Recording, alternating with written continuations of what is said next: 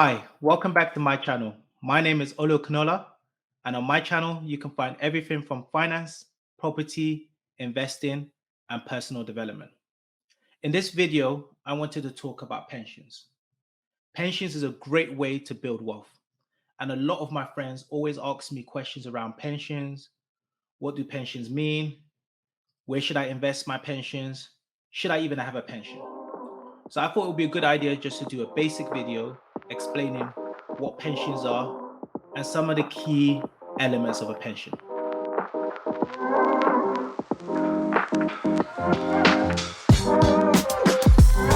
So let's start with what is a pension, right? The basic explanation for a pension is a tax efficient way to put money aside for later in life. This will provide you some sort of income when you retire, typically around the age of 55. Now, the reason why this is so important is because you're not going to be working forever.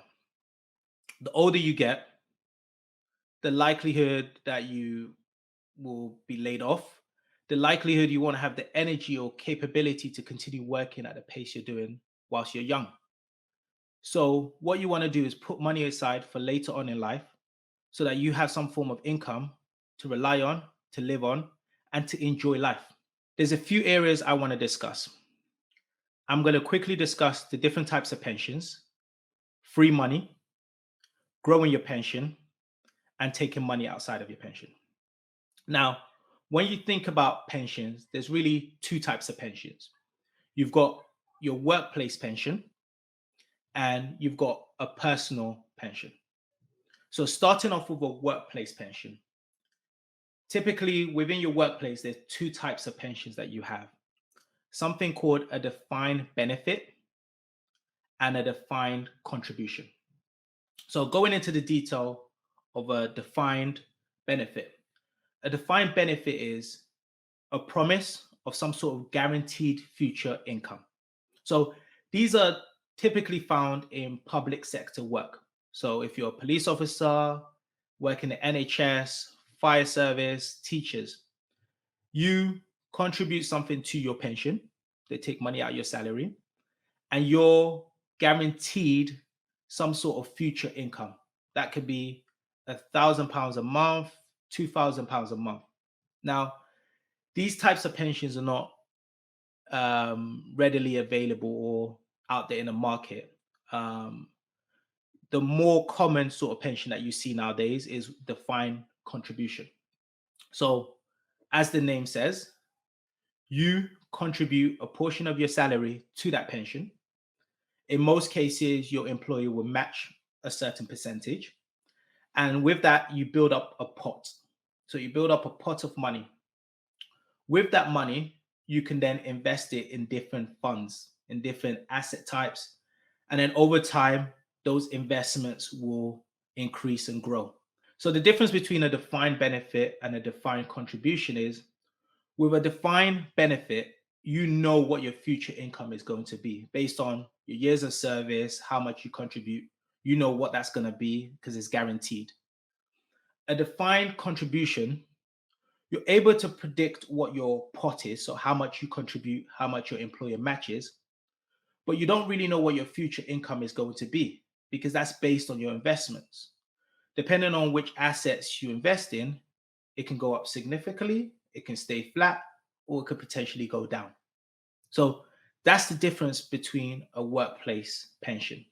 Now, personal pension. So typically, the people that use personal pensions are like entrepreneurs. You might have your own business where you make money, you're the sole employer. You don't have a pension through that company, and you decide to contribute to your pension as a personal pension. Now, if you have a personal pension, it's similar to a defined contribution. You will add money into your pension, which will create a pot of money. You will invest that into different assets, different funds, and that will generate some sort of investment or increase in the future, which that income you'll be able to live off in the future. Now, again, similar to the defined contribution in the workplace pension, your future outcome or income is not defined, it's not confirmed, it's not guaranteed. It's all based on your funds, your investment, and how they grow over time. Now, the reason why a lot of people love pensions and pensions are a great way of investing is it's something called free money. Now, there's really two ways that you get free money when it comes to your pension.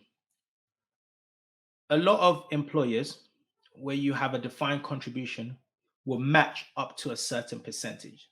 So if I look at my employer, for example, if I contribute £500, they will match another £500. So automatically, I've already doubled the money that I have because I put £500 in and my employees matched it. Free money. They didn't have to do anything apart from working in the company. Now, the second free money that you get is a tax relief.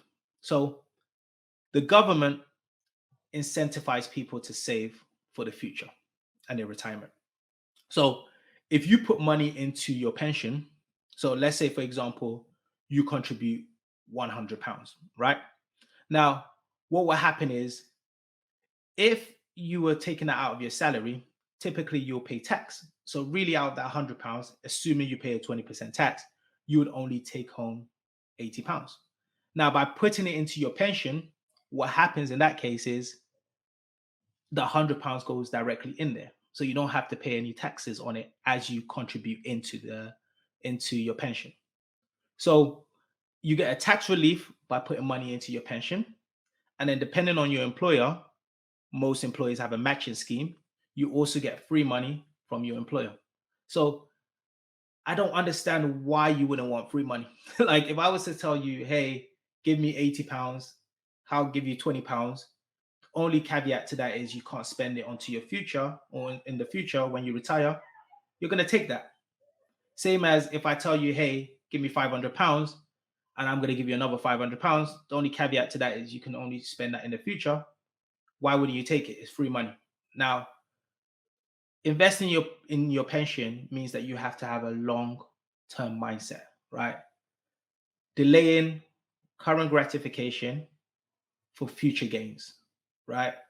So that's the free money that you have. Now, in terms of growth, so like I said before, if you have a defined benefit, so your employer tells you, hey, if you invest X amount and you work in this company for X length, you'll be guaranteed a certain amount. You don't really need to worry about the growth. You know what you're guaranteed in the future. Now, what is different is your defined contribution. With the defined contribution, like I said before, you have a pot of money which you then put into investments. Now, me personally, the way I do this, and like I said before, I'm not your financial advisor. I'm just a random guy on YouTube.